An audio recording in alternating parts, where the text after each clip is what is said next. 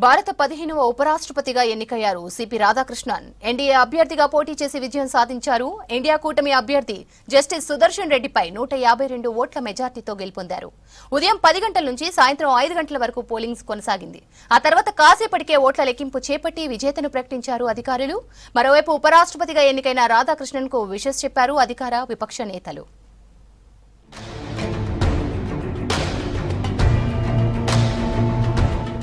ఉపరాష్ట్రపతి ఎన్నికల్లో ఎన్డీఏ అభ్యర్థి సిపి రాధాకృష్ణన్ విజయం సాధించారు.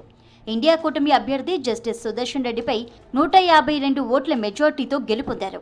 వైస్ ప్రెసిడెంట్ ఎన్నికలో మొత్తం 767 ఓట్లు పోలయ్యాయి. వీటిలో 752 ఓట్లు వ్యాలిడ్ గా గుర్తించారు. మరో 15 ఓట్లు చెల్లని ఓట్లుగా అధికారులు తెలిపారు. ఎన్డీఏ అభ్యర్థి రాధాకృష్ణన్ కు 452 ఓట్లు రాగా ఇండియా కూటమి అభ్యర్థి సుదర్శన్ రెడ్డికి 300 ఓట్లు పోలయ్యాయి. Shri Buchi Reddy Sudarshan Reddy has secured 300 first preference votes and Shri C.P. Radhakrishnan has secured 452 first preference votes.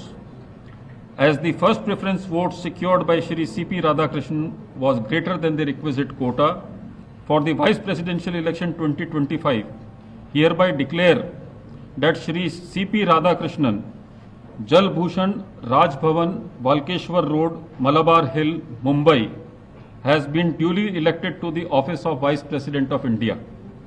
తమిళనాడులోని తిరుప్పూర్లో 1957 అక్టోబర్ 20న జన్మించారు సిపి రాధాకృష్ణన్.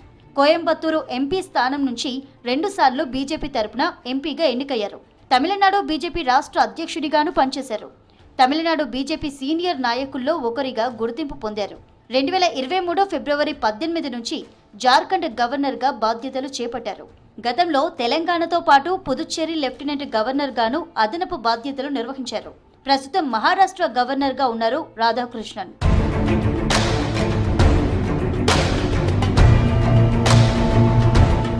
ఉపరాష్ట్రపతి ఎన్నిక బరిలో ఎన్డీఏ అభ్యర్థిగా సిపి రాధాకృష్ణ పోటీ చేయగా ఇండియా కూటమి నుంచి జస్టిస్ సుదర్శన్ రెడ్డి పోటీ చేశారు.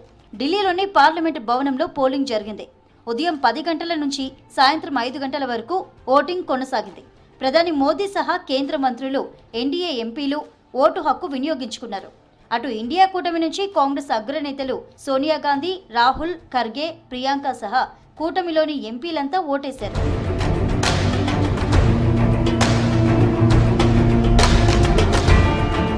వైస్ ప్రెసిడెంట్ ఎన్నికను బీఆర్ఎస్, బీజూ జనతాదళ్, అకాలీదళ్ బైకాట్ చేశాయి.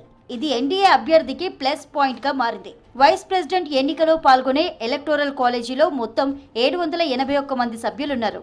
వీరిలో లోక్సభ నుంచి 542 మంది, రాజ్యసభ నుంచి 239 మంది సభ్యులున్నారు. ప్రతి సభ్యుడి ఓటు విలువ 1గా ఉంటుంది.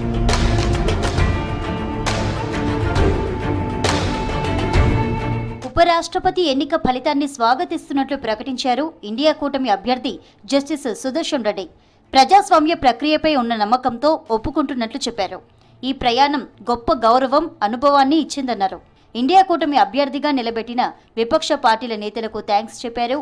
అలాగే విజయం సాధించిన సిపి రాధాకృష్ణన్ కు శుభాకాంక్షలు చెప్పారు జస్టిస్ సుదర్శన్ రెడ్డి.